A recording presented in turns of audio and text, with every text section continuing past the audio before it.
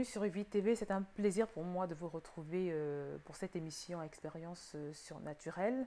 Aujourd'hui, nous allons voir deux attitudes qu'il vaut mieux adopter quand on prie pour garantir un minimum de puissance à notre prière. Donc, le titre de l'exhortation, c'est deux attitudes à adopter pour une prière puissante. Nous savons tous, bien aimés, que notre Dieu nous promet la paix et le bonheur au cours de notre vie. Il est d'ailleurs écrit dans Jérémie chapitre 29 verset 11, je lis la parole de Dieu, « Car moi je connais les pensées que je pense à votre égard, dit l'Éternel, pensées de paix et non de mal, pour vous donner un avenir et une espérance. » Souvent, malheureusement, nous vivons le contraire de ce qui a été prévu. Certaines attitudes peuvent cependant favoriser l'exaucement de nos prières. La première attitude est celle de prier en étant conscient du niveau de grandeur de Dieu. Quand vous priez, quel que soit le sujet de prière, il est important d'avoir à l'esprit l'immensité de la grandeur de ce Dieu à qui vous vous adressez. Le niveau de grandeur ou de puissance que vous attribuez à Dieu quand vous priez détermine la puissance de cette prière. Des fois, notre dialogue avec Dieu se résume à une sorte de dialogue de sourds, si je peux dire ça comme ça, pour la simple raison que nous n'évoluons pas sur la même longueur d'onde que Dieu. Parfois, quand on se trouve dans un tunnel, un sous-train, c'est un exemple que je donne, quand on se trouve dans un sous-train ou un métro, on a du mal à communiquer par téléphone avec les autres. Et pour y arriver, il faut parfois changer de niveau afin de retrouver le réseau téléphonique. Le principe est exactement le même pour toute communication avec Dieu. Pour se mettre sur la même longueur d'onde que Dieu, il faut parfois se rapprocher de lui. Et quand je parle de rapprochement, il ne s'agit pas d'un rapprochement physique, il s'agit de se rapprocher de Dieu du point de vue de la perception que vous avez de lui. Il s'agit de le voir tel qu'il est en réalité, ou si vous voulez, tel qu'il se voit. Alors cela signifie que vous devez aborder Dieu avec toute la révérence, tout l'honneur qui lui est dû. Il est à ce sujet écrit au psaume 150, verset 1, « Louez l'Éternel, louez-le selon l'immensité de sa grandeur. » Louez-le selon l'immensité de sa grandeur. Dieu a de la considération pour lui-même, bien-aimé. L'exigence de Dieu vis-à-vis de nous, de le considérer selon l'immensité de sa grandeur, n'est pas une option, mais il s'agit d'un must. Pour plaire à Dieu, vous devez le considérer selon l'immensité de sa grandeur. La plupart du temps, pour obtenir quoi que ce soit de Dieu, il exigera de vous que vous soyez sur la même longueur d'onde que lui. Il veut que vous sachiez à qui vous vous adressez au moment où vous priez.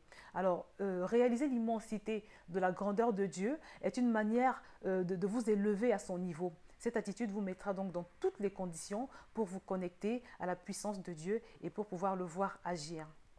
Alors, j'ai déjà partagé le témoignage de cette femme qui a obtenu son miracle, qui est tombée enceinte après 40 ans de stérilité, simplement après avoir rejoint une dimension qu'elle n'avait jamais atteinte auparavant avec Dieu dans la prière. Alors, la deuxième attitude pour une prière puissante consiste à prier Dieu avec assurance en étant conscient de votre autorité. C'est-à-dire, en plus de voir Dieu tel qu'il est, au moment où vous priez, vous devez savoir avec une ferme assurance ce qu'il a mis en vous. Parce que Dieu est touché par l'assurance qu'il voit dans votre cœur et non pas par vos larmes, comme on a l'habitude de le croire.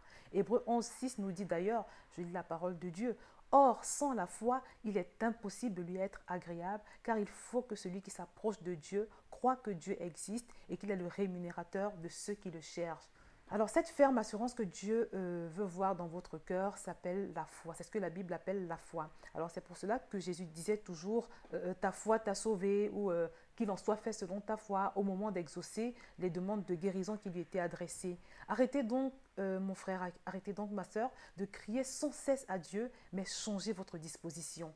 Concentrez vos efforts à travailler votre considération ou votre manière de voir les choses. Demandez à Dieu de vous ouvrir les yeux au sujet de ce qu'il a mis en vous. À ce sujet, j'ai d'ailleurs un puissant témoignage. Je passais par une terrible période d'oppression et je me suis adressée à Dieu en me plaignant et en disant « Mais Seigneur, ne vois-tu pas comment le diable se sert de toutes ces personnes pour me rendre la vie impossible ?»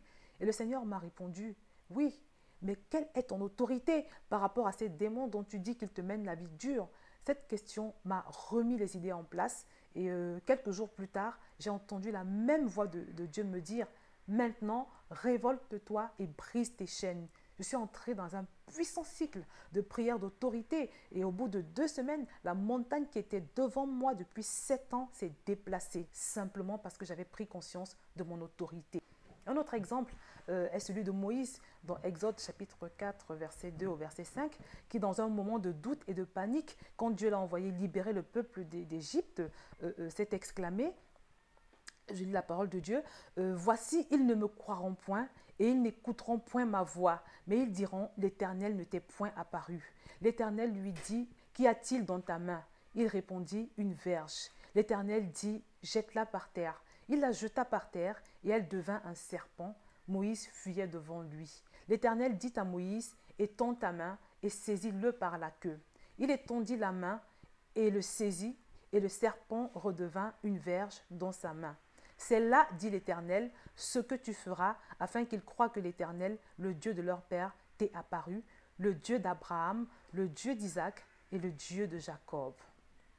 Alors, vous devez savoir que souvent, Dieu reste silencieux parce qu'il veut vous voir, il veut vous pousser en fait à prendre conscience de ce qu'il a mis entre vos mains afin que vous puissiez vous en servir.